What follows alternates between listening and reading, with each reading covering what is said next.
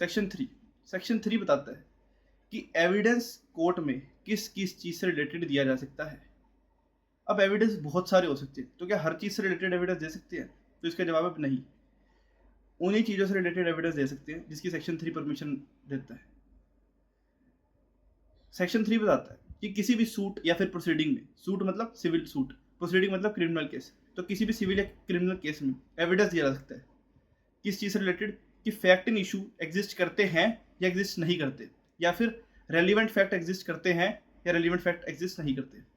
अब हर चीज़ का मतलब देख लेते हैं। पहले तो एविडेंस का क्या मतलब होता है। एविडेंस का मतलब आप लोगों को पता ही होगा।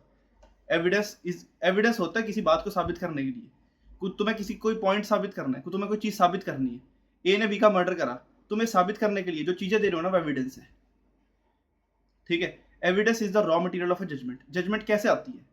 एविडेंस के बिहाफ पे। ठीक है, वो मूवीज में भी सुना होगा कि कोर्ट एविडेंस के हिसाब से चलती है। Evidence is the raw material of a judgment. Evidence से कोई चीज़ प्रूव होती है। एविडेंस से कोई चीज़ प्रूव होती है। तुमने एविडेंस दिया कि ए ने देखा है कि बी ने सी का मर्डर करा है, तो ए कौन है? विटनेस है। ए जो है वो विटनेस है, तो ये एविडेंस हुआ। एविडेंस से कोई चीज़ प्रूव होती है। तुमने ऐसे 25 विटनेस खड़े कर दिए लाके। 25 की जरूरत नहीं है, कि क्योंकि no particular number of witness shall be required to prove a particular fact. पर एग्जांपल दे रहा हूँ कि तुमने कई सारे विटनेस ले, तुमने सीसीटीवी फुटेज दिखा दी, ये सब एविडेंस है। इससे तुम पॉइंट प्रूफ करना चाह रहे हो। क्या पॉइंट प्रूफ करना चाह रहे हो? कि बी ने सी का मर्डर कर दिया। ठीक है। सूट और प्रोसीडिंग का मतलब मैंने बता दिया। फैक्ट इन इशू क्या होता है? फैक्ट इन इशू से पहले समझते हैं रेलिवेंट फैक्ट क्या होता है। रेलिवेंट फैक्ट का मतलब होता है वो फैक्ट्स जो सेक्शन 4 से लेके 50 के बीच में रेलिवेंट है। जो सेक्शन 4 से लेके 50 के बीच में रेलिवेंट है, वो सारे रेलिवेंट चीज़ों में आते हैं, वो रेलिवेंट फैक्ट में आते हैं। उनसे रिलेटेड तुम एविडेंस दे सकते हो। जैसे for example, preparation is a relevant fact. Preparation is a relevant fact. A जो है वो मर्डर जिस दिन हुआ, मर्डर मान लो 10 जुलाई को हुआ, तो वो 9 जुलाई को एक चाकू खरीद के लाता है। अब चाकू खरीदना प्रिपरेशन में आता है ना। तुम प्रिपेयर कर रहे हो। प्रिपरेशन मतलब arranging means and measures necessary to constitute an offence. Offence करने के लिए तो मीन्स और मेजर्स को इकट्ठा कर रहे हो। ठीक है। अब यहाँ पे ए चाकू खरीद के लेके आया, तो उसका चाकू खरीद के लाना इज अ रेलिवेंट फैक्ट। अब क्या आप वैसे कॉमन सेंस से सोचो, क्या ये रेलिवेंट नहीं है? क्या ये एविडेंस नहीं है? अगर ये ना भी लिखा होता और तुम्हें ये बात पता होती, तो तुम कहते हाँ भाई ये लॉजिकल बात है। अगर पता लग जाए ये बात, तो ये रेलिवेंट बात है। अब इस पर रिलाय कितना करना है, वो कोर्ट की मर्जी है। जनरली प्रिपरेशन जैसी चीज से किसी को कन्विक्शन नहीं हो जाएगा।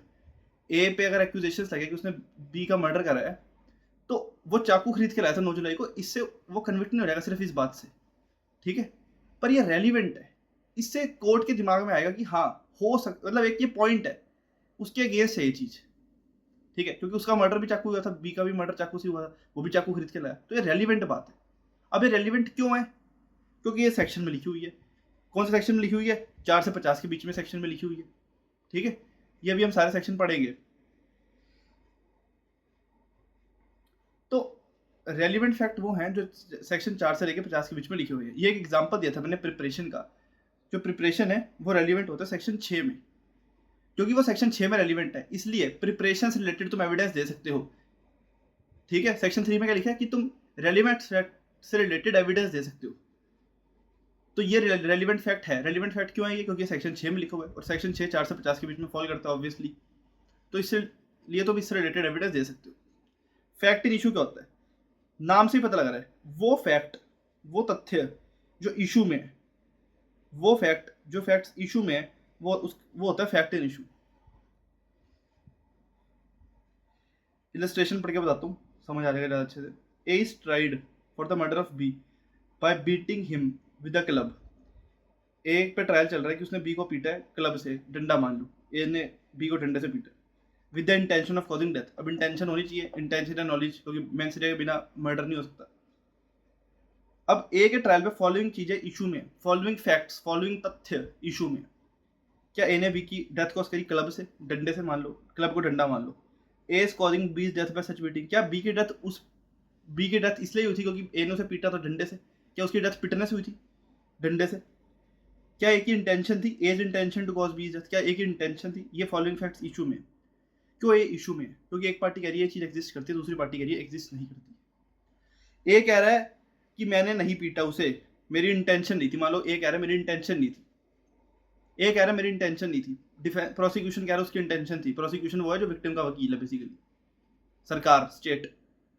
तो प्रोसिक्यूशन कह रहा है कि एक इंटेंशन थी, एक्यूज कह रहे मेरी इंटेंशन नहीं थी, डिफेंस कह रहे मेरी इंटेंशन नहीं थी। तो ये जो फैक्ट है, जो तथ्य है, वो इशू में आ गया। एक हाँ कह रहा है, दूसरा ना कह रहा है। ए कह रहा है कि मैंने बी को नहीं पीटा, ए जो पहला है इशू है, A is beating B with the club. A कह रहा है कि मैंने उसे नहीं पीटा, वो कह रहा है, प्रोसिक्यूशन कह रहा है कि मैं इसने इसे पीटा, इसने बी को पीटा था इसलिए मर गया वो। तो एक हाँ कह रहा है, प्रोसिक्यूशन हाँ कह रहा है, डिफेंस ना कह रहा है। वो फैक्ट जो इशू में होते हैं वो होते हैं फैक्ट इन इशू। तो फैक्ट इन इशू एग्जिस्ट करते हैं या एग्जिस्ट नहीं करते हैं, इससे रिलेटेड तुम एविडेंस दे सकते हो। ए इस चीज को साबित करने के लिए कि उसकी इंटेंशन नहीं थी, इस चीज को साबित करने के लिए, क्योंकि ये फैक्ट इन इशू है, इसे साबित करने के लिए एविडेंस दे सकता है कि ये चीज एग्जिस्ट नहीं करती है, उसकी इंटेंशन नहीं थी, ये साबित करने के लिए वो एविडेंस दे सकता है। ठीक है,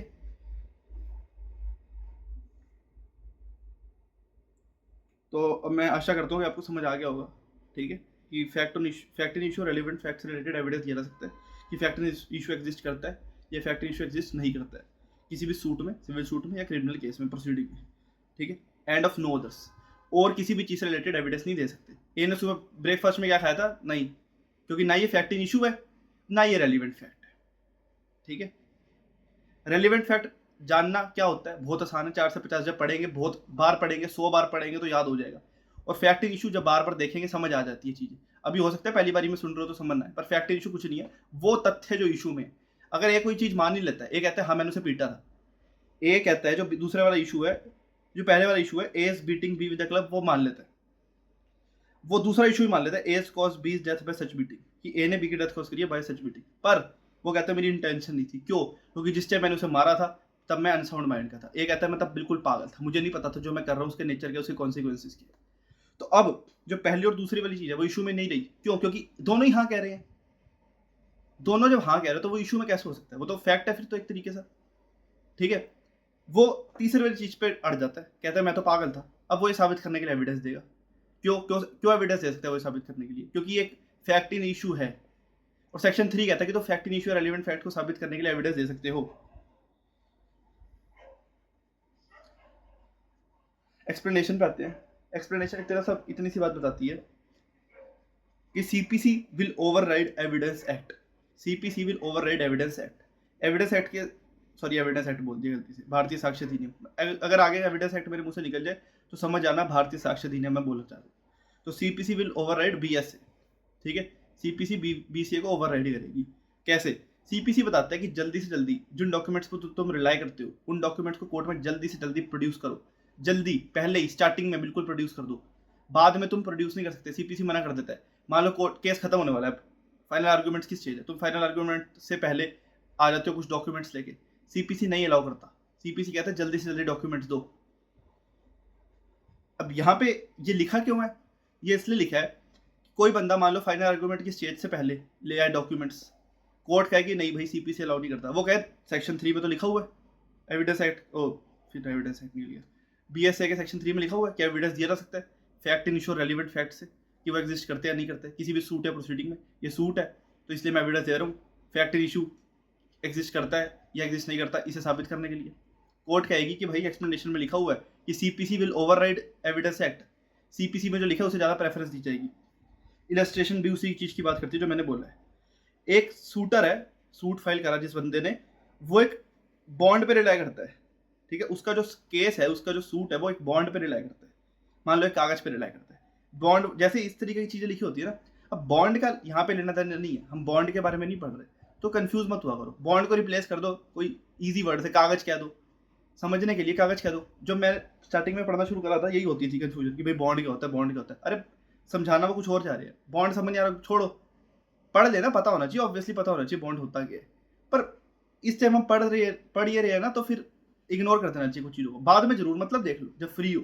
पर एविडेंस एक्ट पढ़ रहे हो, बीएसए पढ़ रहे हो, मतलब तो इसी पे ध्यान दो। तो एक बंदा जिसने सूट डाला है वो एक कागज पे रिलाई करता है। ठीक है, अब ये सेक्शन उसे परमिशन नहीं देता कि वो किसी भी स्टेज पे, सब्सिक्वेंट स्टेज ऑफ प्रोसीडिंग पे बॉन्ड लेके आ सकता है, कागज लेके आ सकता है वो, अगर सीपीसी मना कर रहा है तो। पर हाँ, अगर सीपीसी हाँ कर रहा है कि भाई लिया कोई बात नहीं, तो फिर वो लेके जा सकता है। ठीक है, तो ये हो गया हमारा सेक्शन 3। अब आते हैं सेक्शन 4 पे। सेक्शन 4 बहुत इंपॉर्टेंट है। सेक्शन 4 बात करते हैं रेस जेस्टी की। रेस जेस्टी मतलब fact which though not in issue are so connected with the fact in issue as to form the part of the same transaction, whether occurred at the same place or same time or at different place or different time। अब इसका क्या मतलब है? कुछ चीजें बोलूंगा जो समझाने के लिए बोल रहा हूँ, ठीक है? डेफिनेशन तो यही है, कुछ चीजें बोलूंगा समझाने के लिए बोल रहा हूँ। तो रेस जेस्टी बेसिकली होता है रिफ्लेक्स एक्शन वाली चीजें। रिफ्लेक्स एक्शन वाली चीजें जैसे मान लो दो लोग लड़ रहे हैं, रमेश और सुरेश लड़ रहे हैं आपस में सड़क पे, ठीक है? जब उनकी लड़ाई होती है तो आपको पता ही होगा इंडिया में इकट्ठे हो जाते हैं लोग लड़ाई बड़े देखने के लिए, वीडियो वगैरह बनाते हैं, तो लोग आसपास में इकट्ठे हो जाते हैं और आपस में कहते हैं अरे वो उसे मार को रहा है, ये देखो। मुंह से निकल ही जाती कुछ चीज़ें, दो लोग लड़ रहे हैं तो कुछ मुंह से कुछ चीज़ें खुद निकल जाती हैं, तुम सोच के नहीं बोल रहे, कुछ चीज़ें खुद निकल जा रही है ऑटोमेटिकली। वो रिफ्लेक्स एक्शन होता है कि तुमने कुछ ऐसा देखा जो बड़ा अलग था, जो नॉर्मल चीज़ों ने देखे रिफ्लेक्स एक्शन नहीं होता कुछ जनरली, ठीक है? रिफ्लेक्स एक्शन मतलब तुमने सोचा नहीं, तुम्हारे मुंह से कुछ निकल गया, तो आसपास के जो लोग हैं वो कहते हैं अरे ए ने तो उसका सिर फोड़ दिया, अरे बी ने तो उसके सिर में ईंट मार दी। इस तरीके की चीजें, ये जो स्टेटमेंट है ना, अरे उसने उसको मार दिया, ये होता है रेस जेस्ट, ठीक है? वो फैक्ट जो इशू में नहीं है, आसपास के लोगों ने क्या बोला, ये चीज इशू में नहीं है, फैक्ट विच दो नॉट इन इशू पर they are connected with the fact in issue. Fact in issue क्या कि क्या ए ने बी का सिर फोड़ा, but they are connected with the fact in issue. Fact in issue क्या कि क्या ए ने बी का सिर फोड़ा, as to form the part of the same transaction, कि वो सेम ट्रांजेक्शन का पार्ट बन रहे हैं। ये एक ही ट्रांजेक्शन है ना, एक ट्रांजेक्शन का पार्ट है ये, ठीक है? तो इसलिए ये रेलिवेंट है सेक्शन 6 में, सॉरी सेक्शन 4 में।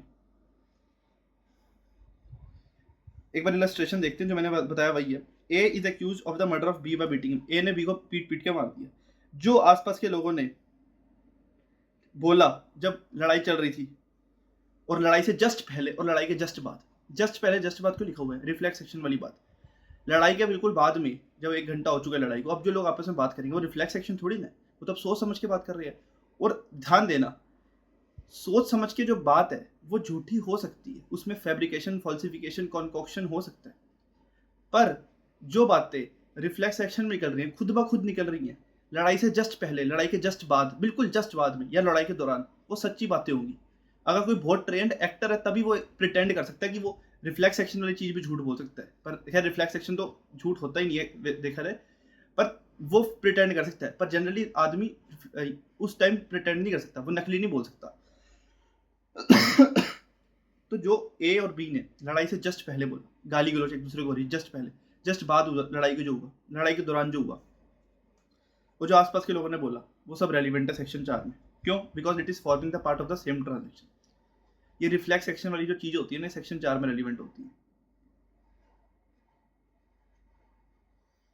एक तो इसका ये पार्ट है सेक्शन 4 में, एक तो ये वाली चीज है। इससे रिलेटेड कुछ केस लॉस भी बता देता हूँ।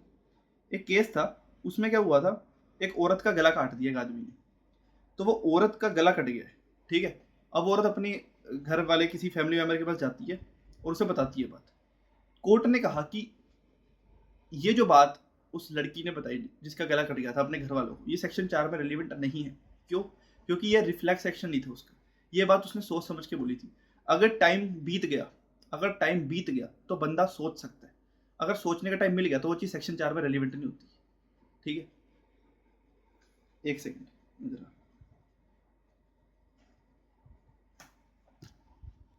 पर ये जो केस मैंने बताया इसका नाम था R versus Bedingfield. R versus Bedingfield. इसमें कोर्ट ने कहा कि भाई क्योंकि टाइम गैप था, क्योंकि सोचने का टाइम था, फैब्रिकेशन का टाइम था, वो बात कुछ और बता सकती थी। कहने का मतलब ये कोर्ट ने नहीं कहा, मैं समझाने के लिए बोल रहा हूँ कि हो सकता था कि उसका गला ये नहीं काटो और वो अब सोच समझ के बी का नाम ले दे। ये बेसिकली मतलब था, सोचने का टाइम था। पर अब जो करंट जो इस टाइम इंटरप्रिटेशन फॉलो करी जाती है वो ये है कि अगर कनेक्शन है, ये सब छोड़ो, अगर सर्कमस्टांसेस देख के लग रहा है कि कोई फैब्रिकेशन नहीं था तो वो सेक्शन 4 पे रेलिवेंट होगा। मतलब ये बहुत स्ट्रिक्ट इंटरप्रिटेशन होगी ना, सोच के भी लग रहा होगा कि उसका गला कटा है, तो फिर तो ये बात रेलिवेंट होनी चाहिए ना सेक्शन 4 में, क्योंकि ये भी तो कौन सा रिफ्लेक्स सेक्शन का, मतलब ये भी बिल्कुल स्ट्रिक्ट इंटरप्रिटेशन भी नहीं है, मतलब स्ट्रिक्ट इंटरप्रिटेशन भी नहीं होनी चाहिए ना। कितनी स्ट्रिक्ट इंटरप्रिटेशन है कि भाई 1 सेकंड का टाइम भी सोचने का मिल गया, अगर सॉरी 1 सेकंड का भी टाइम गैप है अगर, तो वो रेलिवेंट नहीं रहेगी सेक्शन 4 में। अब ये वाली चीज उतनी फॉलो नहीं होती। अगर सर्कमस्टांसिस देख के लग रहा है कि कोई फैब्रिकेशन नहीं करा गया, जैसे इस केस में आप लोगों को लग रहा होगा सुन के, क्योंकि वैसे तो 3 मैंने वर्ड बताए हैं, इसे वर्ड को सुन के क्या पता कि केस में क्या हुआ, क्या पता हो फैब्रिकेशन सच में, पर फिर भी सुन के लग रहा होगा कि यार गला कटा हुआ है तो झूठ थोड़ी ना बोलेगी इस हालत में। तो अगर सर्कमस्टांसिस को देख के लग रहा है कि कोई फैब्रिकेशन नहीं होगी तो वो सेक्शन 4 में रेलिवेंट होगा। If spontaneous connection has been established, spontaneous ये भी स्टेटमेंट, गला कटा उसी टाइम अपने घर वालों को बता दिया। Time gap is not essential factor as long as circumstances do not suggest any fabrication. तो अब आप लोगों को लग रहा होगा कि भाई मतलब क्या फिर रिफ्लेक्स सेक्शन है या नहीं है। देखो रिफ्लेक्स सेक्शन वाली चीज़ अभी भी है कि रिफ्लेक्स सेक्शन वाली जो स्टेटमेंट होगी ना वही रेलिवेंट होगी, पर टाइम गैप को बहुत ज़्यादा स्ट्रिक्टली इंटरप्रेट नहीं करना कि अगर आधा मिनट भी हो गया उस एक्ट में, जैसे उसका गला कटा हुआ आधा मिनट हो गया, या तो वो गला कटते टाइम ही उसी वक्त बोलती, अगर 1-2 मिनट 5 मिनट 10 मिनट या फिर डिपेंड करता सर्कमस्टांसेस पे, अगर थोड़ा सा टाइम हो भी गया तो इसका मतलब ये नहीं है वो चीज़ सेक्शन 4 में रेलिवेंट नहीं होगी, अगर सर्कमस्टांसेस देखे लग रहा है कि कोई फैब्रिकेशन नहीं है तब।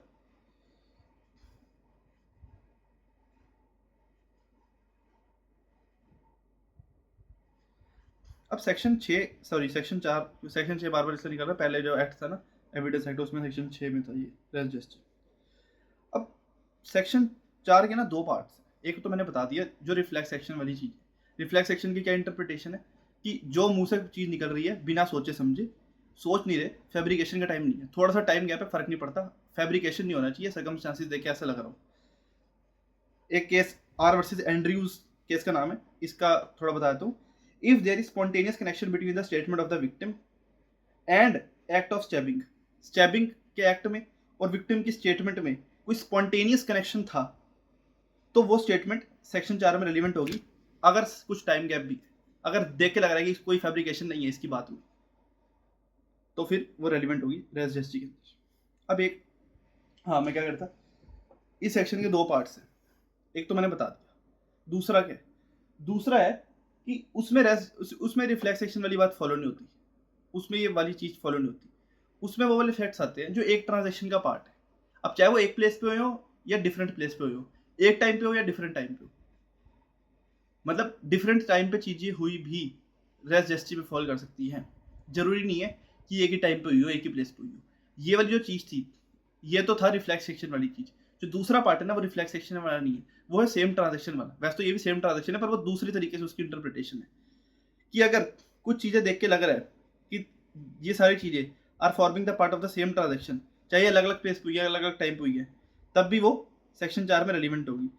जैसे फॉर एग्जांपल ए पे एलिगेशन सकते हैं कि उसने वॉर वेज करा against the government of India, waging war against the government of India, सरकार के अगेंस्ट युद्ध छेड़ना, ठीक है।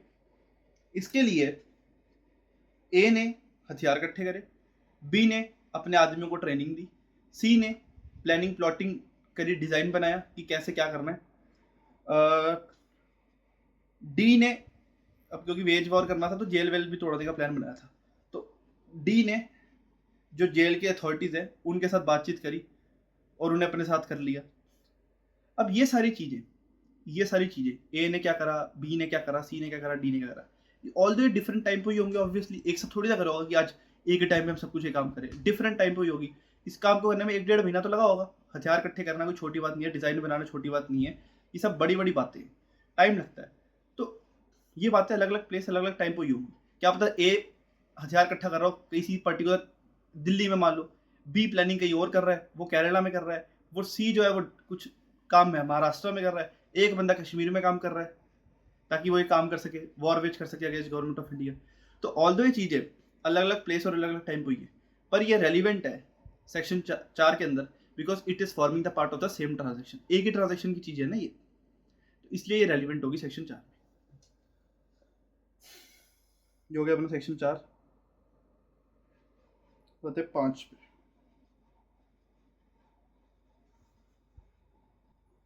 सेक्शन 5 में 5 चीज़ें रेलिवेंट है, हाँ 5 चीज़ें रेलिवेंट है। Occasion, cause, effect, opportunity, state of things. तो कोई भी अगर फैक्ट ओकेजन के बारे में बताता है, कोई भी फैक्ट अगर कॉज के बारे में बताता है, कोई भी फैक्ट अगर अपॉर्चुनिटी के बारे में बताता है, कोई भी फैक्ट अगर स्टेट ऑफ थिंग्स के बारे में बताता है, क्या एक बीच में भूल गया, कोई भी fact occasion, cause, effect, opportunity और स्टेट ऑफ थिंग्स के बारे में बताता है तो वो रेलिवेंट है, ठीक है। अब ये होता है, पहले इजी समझाता हूँ। So easy होगा इफेक्ट अपॉर्चुनिटी स्टेट। सबसे इजी है अपॉर्चुनिटी, सबसे इजी है मेरे हिसाब से। अगर कोई भी फैक्ट अपॉर्चुनिटी के बारे में बताता है तो वो रेलिवेंट होगा सेक्शन 5 में। इसका क्या मतलब है? एक केस में क्या हुआ, एक आदमी ने अपने काम से जल्दी छुट्टी ली ताकि वो एक लड़की का मर्डर कर सके। जो काम से जल्दी छुट्टी लेना है ना, वो रेलिवेंट है। आप खुद सोचो,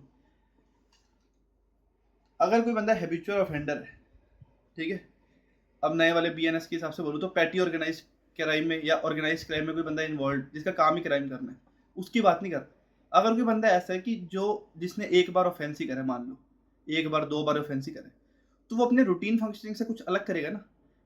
एक एमएनसी का एम्प्लॉय है, लेट्स से उसने किसी का मर्डर करा, अब उसका डेली का काम क्या है कि वो अपनी जॉब करे, वो अपने काम करे, एमएनसी में वो काम जो भी करता है, ठीक है। अब अगर उसे कोई ऑफेंस करना है, कोई अपराध करना है, तो उसे एक अलग से टाइम निकालना पड़ेगा ना, क्योंकि उसका डेली का काम तो कुछ और है। डेली तो वो उस टाइम पे जॉब कर रहा होता है, काम कर रहा होता है, या फिर जिम में होता है, या फिर सो जाता है। उसका ये 3 काम है। पर अगर वो अपराध करे तो उसे टाइम अलग से निकालना पड़ेगा। तो जो टाइम निकालना है ना, वो होता है opportunity. Opportunity is carved out. Opportunity निकाली जाती है, कुछ रूटीन फंक्शनिंग से अलग करता है बंदा, कुछ अलग करता है रूटीन फंक्शनिंग से बंदा। तो ये जो केस था, इसमें इस आदमी ने क्या करा, इसने अपने काम से जल्दी छुट्टी ली और ये उस लड़की के घर में गया और इसने उसका मर्डर कर दिया। अब आप कॉमन सेंस वाली बात है, क्योंकि जितनी भी चीज़ें रेलिवेंट है सेक्शन 4 से लेकर 50 के बीच में, वो सब कॉमन सेंस पे बेस्ड है। ऐसी कोई भी चीज़ नहीं होगी जो देख के लगेगा कि यार ये रेलिवेंट है ही क्यों, इसकी तो कोई सेंस ही नहीं बन रही। क्या ये चीज़ रेलिवेंट नहीं है? अगर उसके आसपास के जो एम्प्लॉयज़ है, जो उसके आसपास लोग काम करते हैं उस मर्डर के, अगर वो कोर्ट में बोलें कि उस दिन ये बंदा हाँ जल्दी चला गया था, उन्होंने बस इतना ही बोला, तो क्या रेलिवेंट है? नहीं है, बिल्कुल रेलिवेंट है। अगर आप एज अ जज सोचो तो आप लोगों को भी लगेगा हाँ रेलिवेंट है। उसी टाइम इसने क्यों जल्दी छुट्टी ली और उसी दिन क्यों ली, क्या था ऐसा? तो जो चीज़ अपॉर्चुनिटी के बारे में बताती है वो रेलिवेंट होती है सेक्शन 5 में। केस का नाम है आर वर्सेस रिचर्डसन, 1758 का केस है, 1758 का। ये हो गया ओकेजन। कॉज, एक केस था एयरलाइंस करके, केस का नाम इज नॉट रेलिवेंट। फिर भी मैं डिस्क्रिप्शन में ना सब केसेस के नाम लिख दूंगा डिस्क्रिप्शन में, कमेंट सेक्शन में। तो उसमें प्लेन का एक्सीडेंट हो गया। अब प्लेन का एक्सीडेंट होना, प्लेन क्रैश होना, प्लेन क्रैश हो गया था। प्लेन क्रैश होना कोई छोटी बात नहीं है, पूरी प्रॉपर जांच पड़ताल होती है कि भाई क्यों क्रैश हुआ, क्योंकि कोई चीज़ इतनी बड़ी चीज़ का जब क्रैश होगी तो लोग ऑब्वियसली मरेंगे ही मरेंगे, ठीक है। तो ये जानने के लिए एक कमेटी सी बिठाई गई, या सर्च करा, जो भी कहते हैं, कि भाई क्यों हुआ plane crash, cause of plane crash जानने के लिए। तो जो भी फैक्ट कॉज बताते हैं ना किसी चीज़ का, वो जो रिपोर्ट आई कि इस वजह से प्लेन क्रैश हुआ, वो कॉज ऑफ एयर क्रैश बता रही है वो रिपोर्ट, कॉज, तो वो रेलिवेंट होगी सेक्शन के अंदर। वैसे ही एक और भी इसका एग्जांपल दे सकता हूँ। ये जो केस था आर वर्सेस रिचर्डसन, जिसमें ये बंदे ने जल्दी छुट्टी ले ली थी ताकि वो लड़की का मर्डर कर सके। जो रिचर्डसन था ना, ये जो एक्यूज था, इसने आयरन नॉब्स, इसने जो शूज पहन रखे थे ना, स्पाइक्स वाले शूज से, ऐसा समझ लो। तो उसके शूज से ना जमीन पे, वो मान लो कच्ची जमीन थी, कच्ची मिट्टी थी, ठीक है, जमीन उस तरीके की थी, पक्की जमीन नहीं थी, पक्का फर्श नहीं था। तो उसके स्पाइक्स से जमीन में थोड़े से निशान पड़ गए। तो जो जमीन पर निशान पड़े ना, वो कॉज बताते हैं, cause of particular type of footprint. The iron knobs, इसमें जो लिखा हुआ है केस में, the iron knobs of shoes of accused were the cause of the particular type of footprint. उसके आयरन नॉब्स कॉज थे कि क्यों एक पर्टिकुलर टाइप का फुटप्रिंट आया। तो वो रेलिवेंट है, क्योंकि अब मान लो साबित हो रहा था कि वो उसी के शूज थे, ठीक है, वो उसी के शूज थे। तो फिर ये रेलिवेंट चीज नहीं है क्या? उसी के शूज भी थे। एक तो उसने काम से जल्दी छुट्टी ले ली, प्लस शूज का जो प्रिंट है, जो जमीन पे निशान दिख रहा है, वो भी उसी का ही है। तो ये कॉज पता लग रहा है। उसके आयरन नॉब्स ऑफ शूज, जो उसके स्पाइक्स थे शूज में, cause were the cause of particular type of footprint, तो वो रेलिवेंट हो गई सेक्शन के अंदर। अब है, बताता हूँ इफेक्ट के बारे में। जब भी दो लोग लड़ते हैं, अगर आपने मूवी से भी देखा हो, तो जैसे मान लो एक कमरे में दो लोग लड़ रहे हैं, तो चीज़ें वीजें गिर सकती हैं, सामान गिर जाएगा। अगर मान लो कच्ची मिट्टी है, कच्ची ज़मीन है, कच्चा फर्श है, तो हो सकता है कि उस पर ऐसे ऐसे निशान भी पड़ जाए, मतलब देख के लगे कि भाई कुछ गलत हुआ है, खून के निशान हो सकते हैं, चीज़ें इधर उधर बिखरी पड़ी हो सकती है। तो जो ये इफेक्ट है, इफेक्ट ऑफ स्ट्रगल है and altercation, effect of struggle and altercation है ये। क्या इफेक्ट है कि भाई चीज़ें टूट गई, फ्लावर पॉट टूट गया, टीवी टूट गया, रिमोट टूट गया टीवी का, जमीन पे निशान पड़ गए, खून के निशान, ये इफेक्ट के बारे में बताते हैं। तो ये चीज़ें रेलिवेंट है। कोई बंदा कहता है कि ऐसे ऐसे जमीनें, ऐसे ऐसे चीज़ें टूटी हुई थी, उस कमरे की इस तरीके से चीज़ें टूटी हुई थी, रिमोट टूटा हुआ था, टीवी टूटा हुआ था, तो ये सब रेलिवेंट होगा सेक्शन 5 में, क्योंकि ये इफेक्ट बता रहा है, इफेक्ट ऑफ ऑल्टरकेशन।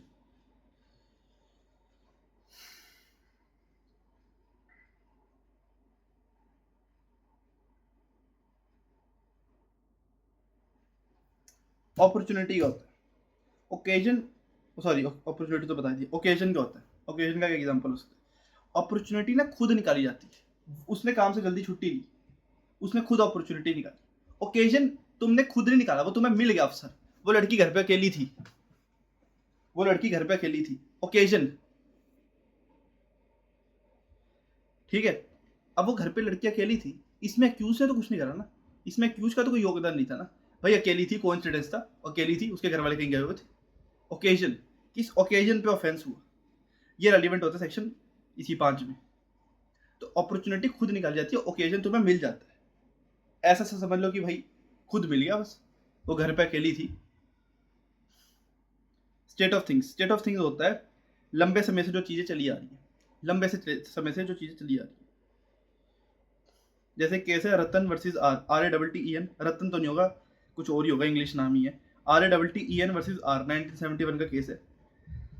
एक्यूज पे एलिगेशंस लगे, चार्जेस लगे कि उसने अपनी वाइफ का कत्ल कर दिया।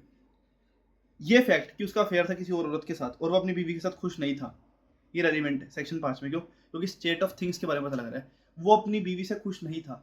जो चीजें लंबे समय से चली आ रही है ना, वो होती है स्टेट ऑफ थिंग्स। लंबे समय से खुश नहीं था बीवी के साथ, उसका अफेयर भी चल रहा था, अफेयर कुछ ही टाइम से चल ही रहा होगा, ठीक है, कुछ टाइम से उसका अफेयर भी चल रहा था, बीवी से कुछ भी नहीं था, तो स्टेट ऑफ थिंग्स के बारे में पता लगता है।